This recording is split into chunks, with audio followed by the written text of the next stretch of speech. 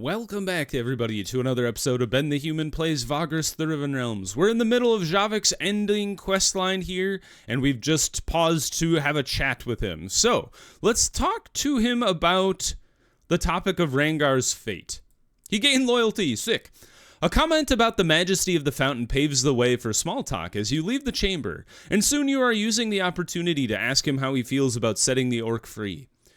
He was a piteous creature, was he not? The sorcerer asks rhetorically, though you cannot help but nod. Rangar did not seem like the warrior he or others described when the two of you found him in Arcane. There are still vestiges of his greatness. Javik continues.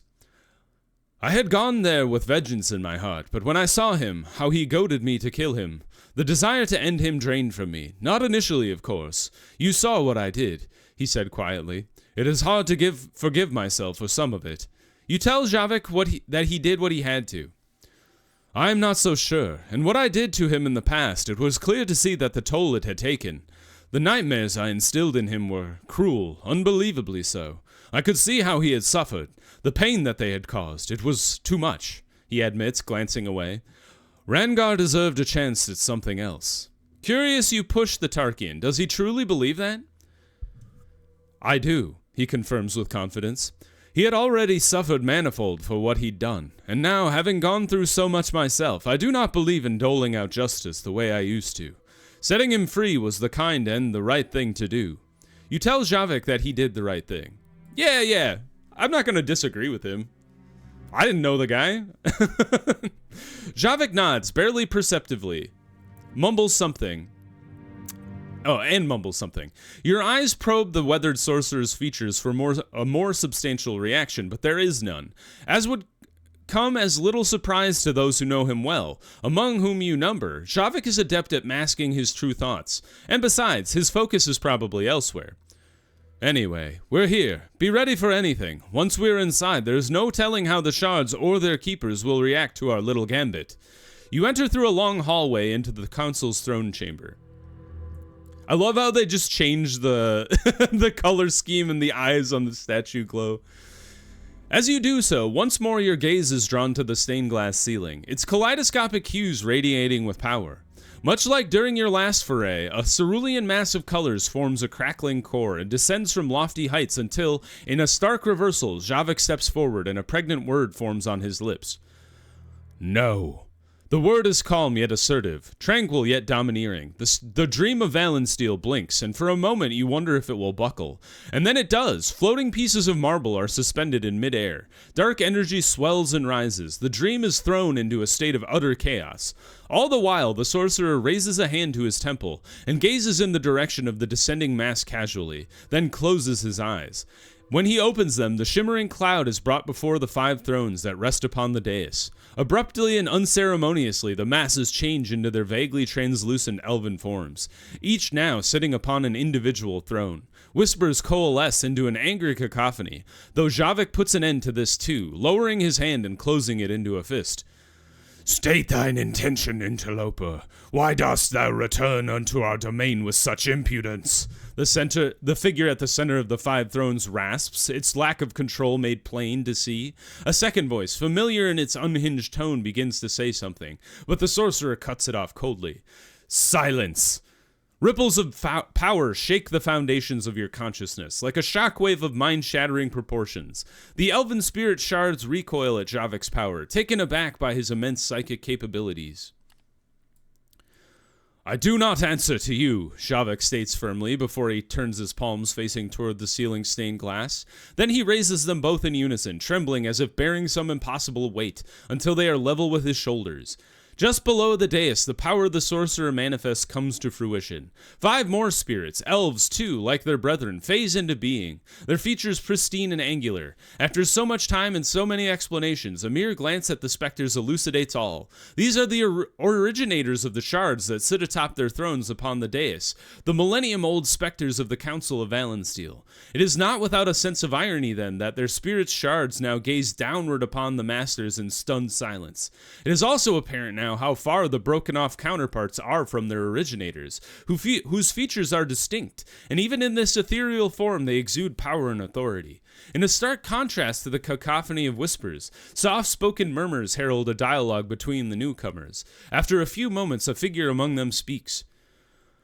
"Why hast thou summoned us here, sorcerer, to this mockery of our home?" With all eyes on him, Javik speaks. "This place is a memory," Javik begins, "and I did not create it. The spirit fragments you let loose in my mind did," he says confidently, gesturing almost casually to the dais and the spectral elves atop it. More murmurs follow, and their chorus is like birdsong in contrast to the voice of their counterparts, who soon remind you of their presence by an erratic coalescence of discordant whispers. "Dost thus human speak the truth?" the spirit at the center of the originator spirit drawls, contempt apparent. "Aye, he dost, for such memory is all we have left," the spirit's counterpart agrees. "Again, you are struck by this dearth of opacity. The questioning spirit is like a work of disturbed art, at least insofar as it is undead, while the one who answers it is little save a simulacrum? Like a copy thread of gossamer." "That was not your task," comes the answer from the pristine spirit, though in its features you glimpse understanding. Pity even. "And thou'st hid here, preventing discovery." A solitary nod from the spirit's counterpart confirms the answer. Mingled in with pity still, a frown belies the elven spirit's other prominent emotion, disappointment. "And what was the task?" Javik interdicts, finding his opportunity. The speaker's head turns now, its cold, ghastly visage honing in on the sorcerer. Amidst unintelligible murmurs, other spirits follow until once more all eyes are on the Tarkian. Arcane sign on the brow of your companion begins to glow, and his gaze hardens when it begins to seem like the specters do not wish to provide an answer, and so the speaker relents. When the murmurs have subsided, the spirit speaks, taking on a lecturing tone. "Thou dost seeketh the truth," it says rhetorically. "So be it, mortal. At which hour fire and flame hath brought low our great city, 'twas little save ruins. Despair tooketh us, leaving us wretched and of the spirit realm. All that was hath been lost. Long have we slumbered in our dark solitude. We pondered the fate of our kin. Could they too have been so utterly destroyed? Bound to this place we were, without answers, without recourse," it states solemnly, lingering for a moment before continuing anew. "Yet in thee, yes, thee, sorcerer, we saw the seed of power, the very same we had known ourselves, the ability to perceive and sway minds. A formidable and terrible power it is, though assuage it we could, and thus did. A gift we bestowed upon thee, a gift that would serve to enhance your mind so that our shards can dwell there. Their task, to find and to seek our living kith and kin, while you journeyeth across these realms. Once a piece of our very souls, now a clarion call to search for living elves. Therein a glimmer of hope was born, transcendence beyond our confinement, eternal release and liberation forevermore from this limbo, should our fellow clans be found alive. Our bounds shed unto the sweet passage of oblivion." The spirit exhales deeply, though you wonder why, as it does not breathe. "And so that was their charge, a charge most urgent, befitting a Helderman." Momentarily breathless, Javik simply stares at the throng of spirits. Then, with a great determination, he steps forward, incredulity taking hold of him. "And what right did you have? Life, my life, it has been one never-ending strife of suffering thanks to your insane gambit. Do you not realize you are dead, yes? Did you not think about that? Your time was over. You had no right. And thought the elves noble, I had thought your intentions benevolent. No longer. What you did, it was what demons would do. You do not understand that, don't you? Oh, you do understand that, don't you? You befouled your race, and you befouled yourselves for resorting to this addled, heartless necromancy." In the aftermath of Javik's harsh words, there are no murmurs, no discordant whispers, nothing, just silence. Of all the gathered elven souls, none speak. You gaze long into the cerulean opacity of this manifest souls. Even in death they are a marvel to look upon. The wisest of the fallen Valensteel's council. Were it not for the horror of undeath they embody, you are certain they would have be of transcendent beauty and elegance. Finally, the silence abates and the murmurs resume. It would seem the council is considering the sorcerer's words. "'Twas a desperate ploy, 'tis true.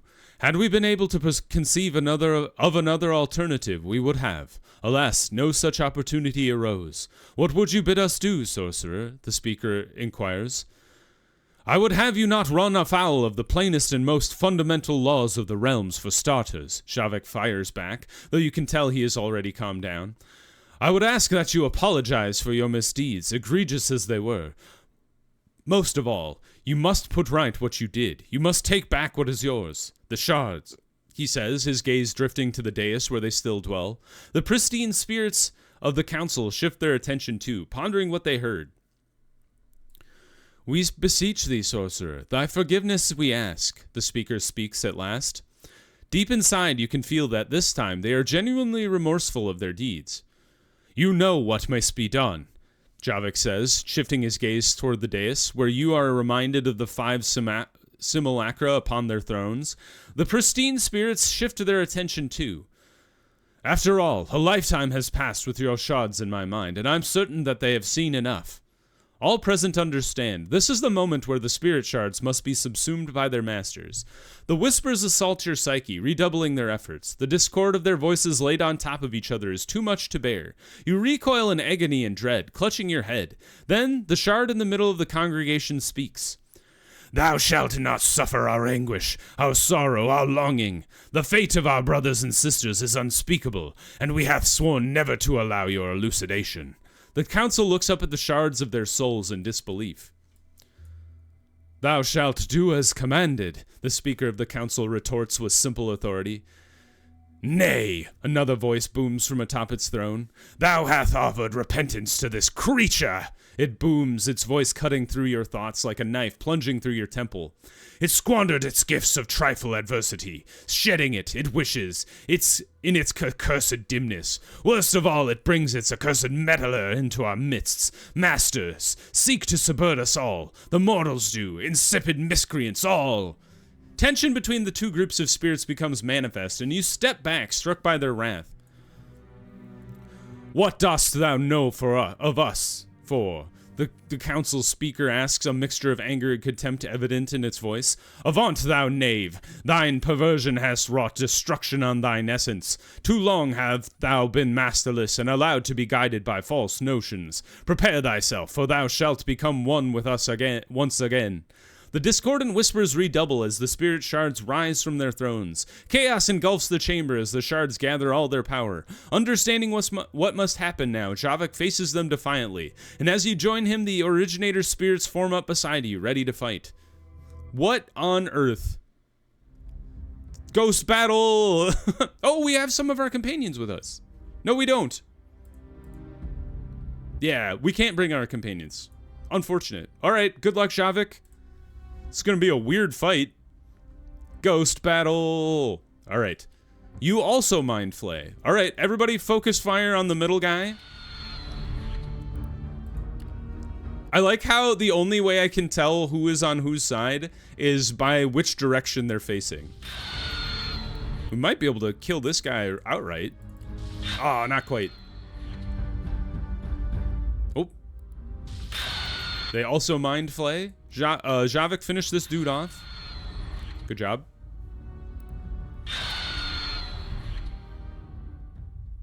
Haha, you missed me, nerd.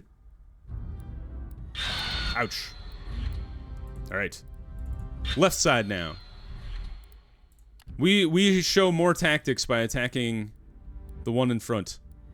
Although, what I should have done is attack somebody at the back of the initiative order. So that's my bad.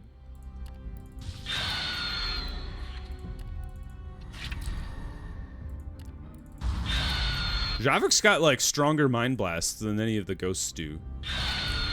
Good hit. I wonder if I'll lose a ghost. Maybe. Oh, crit for 9!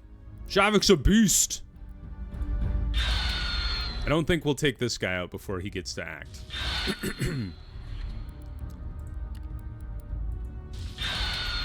I like how it's just kind of an anticlimactic boss fight, but it is kind of funny. Because they all only have one move, and they just keep blasting each other. Repeatedly. Alright, that guy's dead. And we might be able to kill this guy depending on how well Javik rolls, because his Mind Blast is super strong. Oh, Javik kills! Javik's a murderer. Well, wipe the floor with them. The battle is won yet, your foes remain strong. All around you, the chaos in the memory swells and rises, becoming increasingly unstable. As if drawing from it, the spirit shards consolidate their power and take their places atop their thrones once more. Come hither, ye villainous wretches, the shard speaker thunders. In this lodging thy fate is sealed. Just as you begin to wonder if the shards speak true, there is no triumph here in Javik's mind. You catch a glimpse of the sorcerer, on one knee, power emanating from him.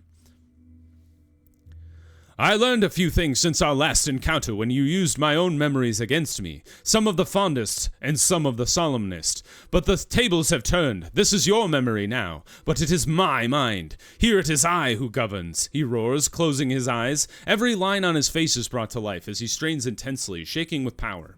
The familiar pain of the whispers bores into your psyche like 1,000 needles piercing your flesh in unison. Javik raises a palm from his kneeling position, and the essence of the memory ripples before it, and the whispers are silenced. Before his hand, the energy knits itself together, forming a kind of vortex. Intermingling hues of blues and black dance and conjoin in a powerful symphony, ebbing and flowing with intensity. Nay, foolish sorcerer, thy kind hath caused trouble enough when thou broke the world. We shall not allow thee to force our hand. One of the shards booms from atop the dais, unleashing a blast of energy. The blast is consumed by the vortex, while high above, the stained glass ceiling shatters, raining glimmering shards that land harmlessly, if possessing no weight. To me, elves, lend me your power, Javik bellows. To me, Javik yells once more, his booming voice reverberating off the walls. Just as you begin to envisage his death, the spirits of the council surrender themselves to Javik.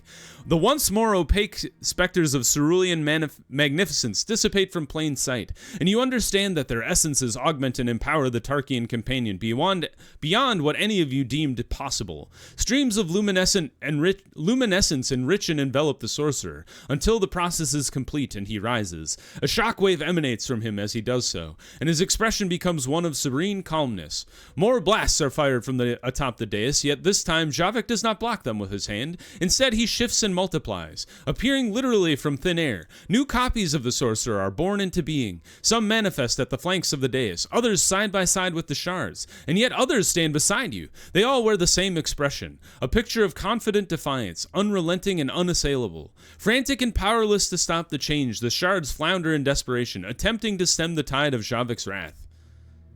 Holy hell! He's multiplied! Oh, that's so good. Alright, Mind Blast away. I should have gone for somebody at the end of the turn order again. Alright, we're gonna work back to front this time. Alright, we got rid of one. This is the next one in the turn order. So we will try to take out this one instead. Like I said, you should go when you're... Oh, maybe they're stunned. They can't do anything. They're like, ah! He's killing us. Oh, nope, they did decide to fight back finally. All right, now erase this guy from being. Good. And now we work back to front in the initiative order again. This one's cheeky, and one actually fights back a little bit. But alas, no more. One more hit will do. Done. We've done it. At last, broken and utterly defeated, the shards are bound to their thrones, which now fracture while the whole chamber rumbles. The council chambers are coming apart, while all of Javik's mirror images merge into a single entity. Sensing a requirement for urgency, he binds the now defeated shards to their thrones, closing his eyes while wafts of cerulean energy exit his bodily form, amalgamating in distant spirits to form the members of the Valensteel Council once more. "Quickly, take them!" Javik cries out, imploring the gathered specters. "We don't know how much time we have." "Hold, sorcerer, we beseech thee," the speaker addresses the Tarkian. "Long hast we suffered in these hither halls, and thus we are no stranger to your plight. Having seen your pain when we merged momentarily, how hast thee toiled and struggled through the years, compelleth us to act. We would offer thou an alternative to leaving you entirely. A member of the council, one of us, would join unto thy mind, a whole spirit this time, an advisor of Valensteel's most prominent in the past. The power thou manifest rivals even the elven visionaries of yore, yet with an elvish spirit in its untarnished might, thee might be unparalleled. It would show thee the beauty of our people and quieten thy mind. We would seeketh thy aid to find those who could deliver us unto eternal rest, to perhaps one day free Valensteel of this spectral curse. What sayest thou?" The possibilities ensuant to the spirit's propositions are boundless. Are these spectral elves truly to be trusted? After all, Javik's will nearly buckled under the pressure of the 5 shards. Would an entire soul represent a worse fate? Javik himself looks undecided. Some might imagine you a mere bystander in this interplay of spirits and minds, though there may be a chance to convince him to take on the spirits and presumably retain his powers, were he so inclined. I think we should do this. We did it! How depressing would it have been if I had failed the test? Even after you muster your most persuasive words, the sorcerer must retreat inward. A subtle nod indicates acknowledgement of your arguments. Yet Javik is an introspective soul. He ponders the matter for what feels like an eternity, and then a subtle but rakish smile takes shape, and he nods in a more pronounced fashion. Addressing the Council of Spectres directly, he speaks with calculated confidence. "Yes, I'll allow it. It is not the same as what I endured, is it?" "Nay, sorcerer, nay. Come, state thy terms so that thy companion might learn them," the council speaker says. "I want guarantees that my spirit companions can block out the noise," Javik responds, "and this quest of yours. I can tell you that I will do what I can, though my life remains my own. I may consider a life that positions me to find these elves of yours if I am able, though I make no promises. Perhaps it is for the gods to decide if you shall find release from Valensteel's confines. It is not for me to say. However, I will do my best, and not for the power, but to liberate you from this predicament." Soft murmurs proliferate once more, their tones dulcet and soothing. After a time, the council's speaker raises his hands, his words spilling forth with gravitas. "Thy wishes are granted," the spectre announces. "One of us hast agreed to devote herself to a cause most noble." One of the council specters steps away from the rest. The elven spectre that moves forward is different than her speaker compatriot. She bears a youthful visage, her cold blue eyes glow with passion. Doubtless, the council was discussing or taking volunteers, a spirit that could seek out the living brethren across the realms after merging with its shard, and staying in Javik's mind. To be confined only to the sorcerer's psyche, possibly until his final day. Destined either to haunt the place where Javik dies, or find elves that may help the spirits in Valensteel find true rest or oblivion. Whatever the case, you cannot help but feel both awe and terror at her pristine visage. Her eyes draw you in like a chasm of stars. Despite this, there is not even a hint of malice in her features. One might guess that this is simply how she appears to mortals as an elf who has been dead for more than a millennium. "Hail, I am... Oh, Lord. I am Garel Varathia. A pleasure to meet thee. Javik, is it?" "Aye," the sorcerer agrees, "but let's talk later, all right?" The spirit nods, and just then the thrones where the shards are bound fracture further, splintering and breaking apart. Columns of marble heave and crash onto the ground, reacting with the utmost grace. The speakers raise their hands in ritual and focus a kind of all-penetrating light on the dais, which grows and grows until it threatens to blind you. The entire chamber and its crumbling environs are consumed by the light, and you watch in awe as each spirit finds its shards. While Gerelverathia's presence is funneled into Javik. Now we are one yet again, the speaker announces triumphantly and then shudders. It is true, he utters, Noble's features overtaken by dread. We can now see through the eyes of you, sorcerer, vessel of our shards, gleaned from the minds of Gwaith elves, long hath encountered. Calamity hath indeed reached our kin around the realms. It touched our minds and lands as it did ours. The fear and agony of the gods, a great betrayal, a nightmare made manifest, corrupting and wounding the world. But our kin, they committed an atrocity to rival it. They mend what they called the last tree. Sacrifice. So many souls, so many lives. And it continues across an age. Insanity. Oh, the insanity. Then, after one final shake of the room, all that is light becomes black. Darkness pervades everything, and you tumble through its void. Yet your thoughts run wild. And as they do, you realize you are returning to the realms. We're back. Back in the old confines.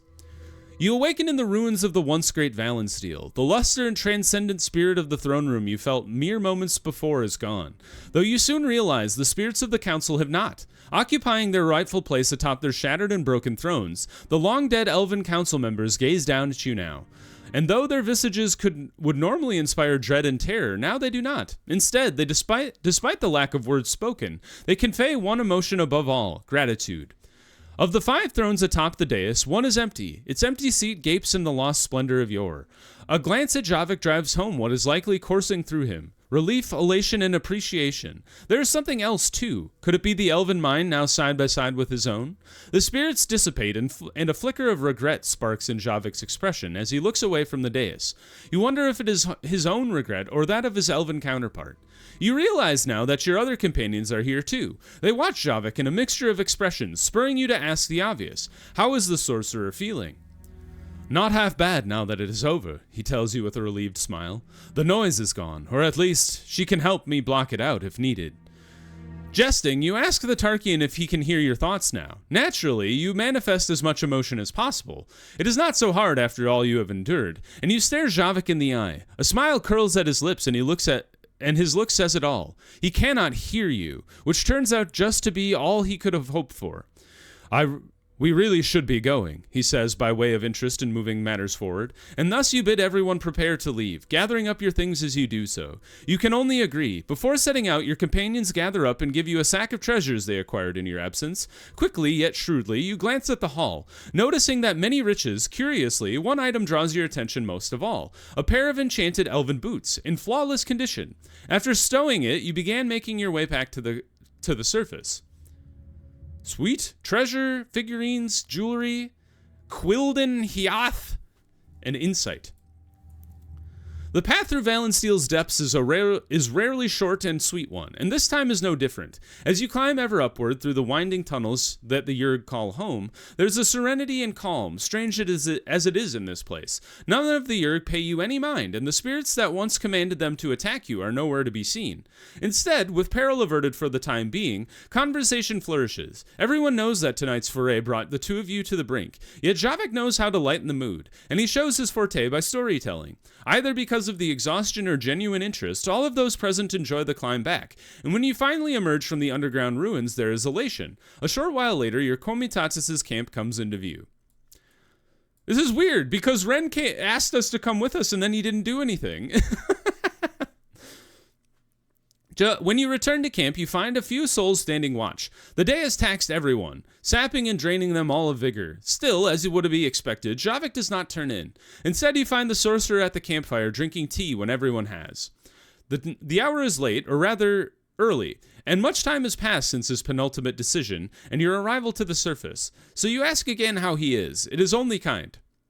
In a word, content. I would have liked to return to a state of total silence. Yet the spirit in my mind, she is a kind soul, very knowledgeable too, he admits, and then bears his gaze downward into his tea.